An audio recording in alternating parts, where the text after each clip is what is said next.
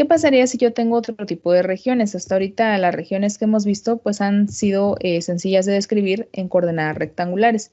Pero imagínense que les pidieran integrar en esta región. Estas regiones tienen sus propias ecuaciones. Supongamos que esta es x cuadrada más y cuadrada igual a 1 y que esta es x cuadrada más y cuadrada igual a 4 y aquí abajo la están acotando con la misma circunferencia que acá.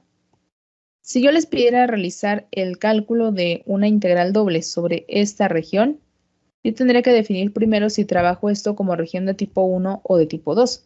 Imaginemos que la voy a trabajar como región de tipo 1. Siendo así, yo la vería de forma vertical. Y si la veo de forma vertical, significa que yo iría de aquí hasta acá. De acuerdo con esto, pues voy a hacer un acotamiento. Aquí en parte superior, el acotamiento me lo daría despejar a la función y como raíz cuadrada de 1 menos x cuadrada. Y en la parte inferior, el acotamiento me lo daría la misma raíz pero negativa. Es decir, aquí sería menos raíz cuadrada de 1 menos x cuadrada. Lo mismo pasaría en este caso, la única diferencia es que en vez del 1, pues estaría un 4, es decir, trabajarías esto como y igual a raíz cuadrada de 4 menos x cuadrada, positiva y negativa. Veamos esta parte. Para que yo pueda proceder a entonces a armar una integral, imaginemos de alguna función f de xy, la integral quedaría de la siguiente manera, como la doble integral de f de xy diferencial de área, donde imaginemos que aquí yo empiezo con y y termino con x. Mi integral tendría que quedar planteada de la siguiente forma, de menos raíz cuadrada de 1 menos x cuadrada a raíz cuadrada de 1 menos x cuadrada, en ecuaciones del diferencial de x de alguna cantidad a hasta alguna cantidad b. En este caso, como es de radio 1, pues explícitamente podría ser de menos 1 a 1. Este tipo de límites que acabamos de plantear, dependiendo de la complejidad que tengamos para la función f de xy, podría provocar que el proceso de integración se haga muy tedioso o que inclusive lleguemos a integrales que no podamos resolver. Pero hay una manera alternativa de describir este tipo de regiones que es mucho más práctica y que ya vimos en la unidad número 2. Recordarán que este tipo de regiones se podían trabajar en el sistema de coordenadas polares.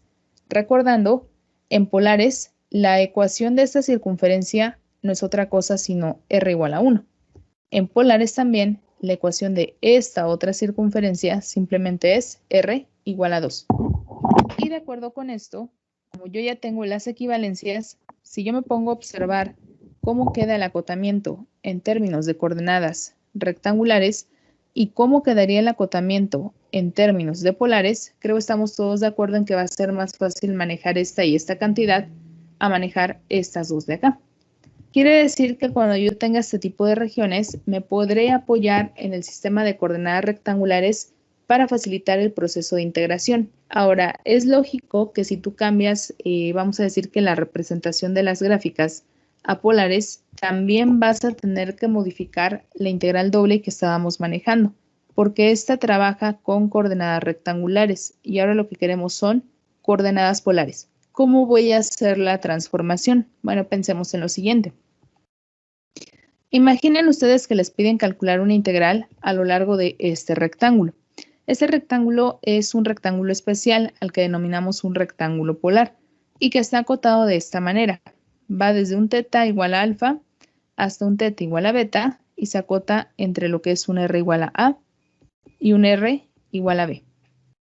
Si yo quisiera calcular cuál es el volumen del sólido que se está generando por alguna función f de xy y por encima de esta región R, lo podría hacer de la siguiente manera.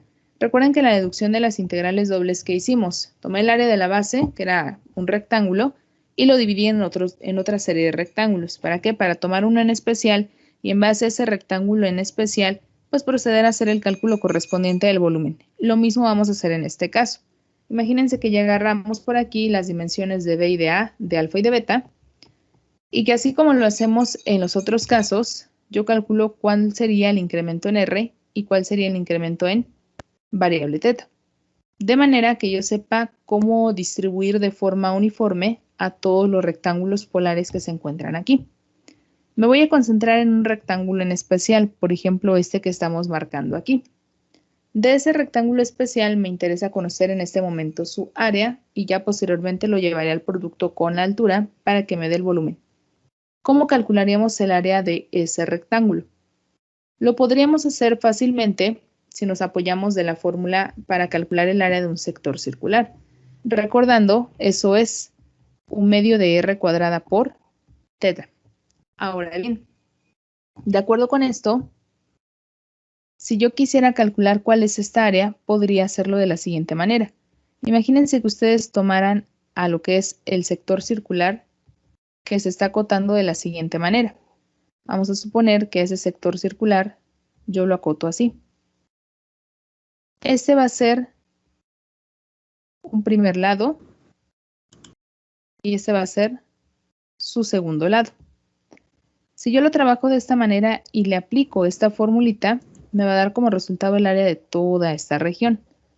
De forma similar, vamos a proceder con el otro. Es decir, ahora si tú calculas el sector circular hasta acá, lo que me estarías dando como resultado es toda esta área.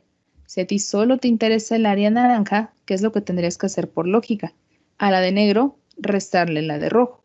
Y en consecuencia, su diferencia te va a arrojar como resultado el área de este rectángulo polar. Considerando esto, observamos. Como este rectángulo es uno cualquiera, yo voy a decir que ese rectángulo está acotado entre RI y RI-1. Y voy a decir que también está acotado entre θj y θj-1. Entonces, aplicando esa formulita para esta sección, voy a obtener. Veamos que el radio o el valor de R para el sector circular que marqué en rojo es la distancia que hay desde el polo hacia esta parte de acá. Dicha distancia me la va a dar RI-1. Ahora, el área del sector circular que marcamos en negro, es decir, lo que vendría a ser toda esta parte de acá, vendría a ser un poco más grande que la que marqué en rojo. Así que para ese caso, voy a observar que el valor de RI estaría acotado hasta esta parte.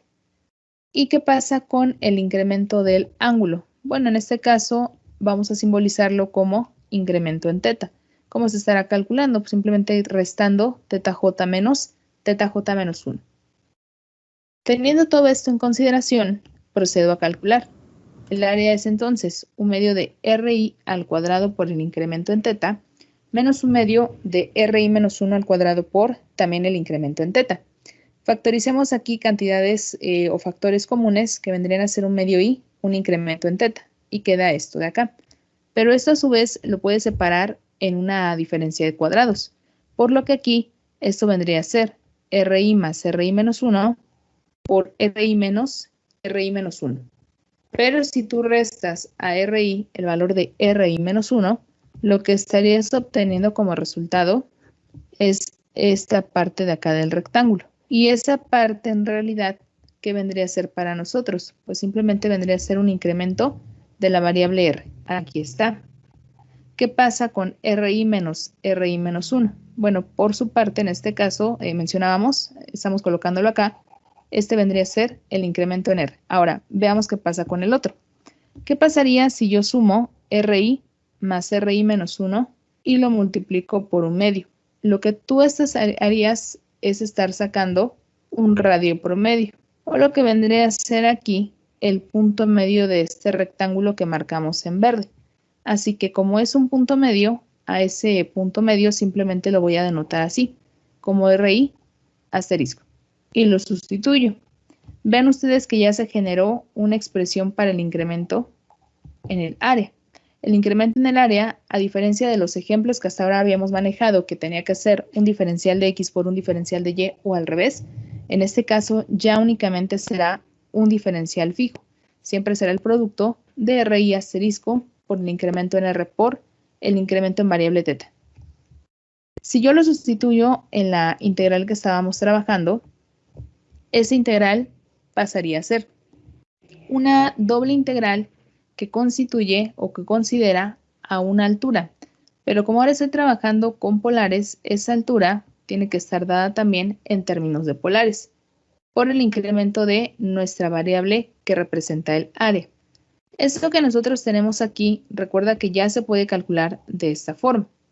Si tú únicamente me dieras el producto de esto por esto, lo que me estarías proporcionando sería solo el volumen de la caja que tiene la base que habíamos marcado en verde. Pero en el momento en el que tú le aplicas la doble sumatoria, lo que obtienes ya es una aproximación de todo el volumen que se generaría por encima de la región R. Si a esto le aplicamos un límite, la cantidad deja de ser aproximada y se vuelve exacta.